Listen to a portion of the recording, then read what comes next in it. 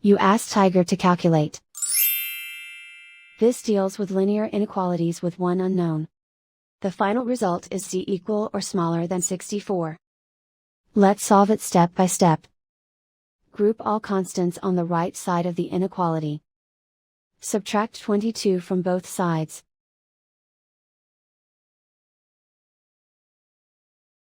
Simplify the arithmetic.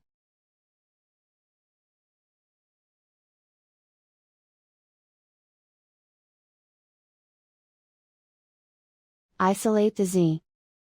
Multiply both sides by 4.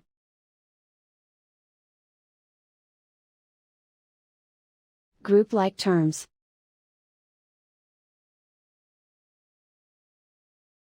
Multiply the coefficients.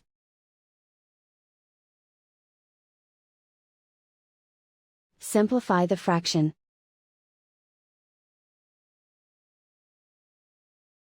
Simplify the arithmetic.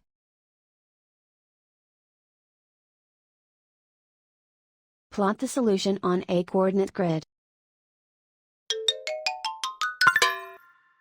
And so the final result is c equal or smaller than 64.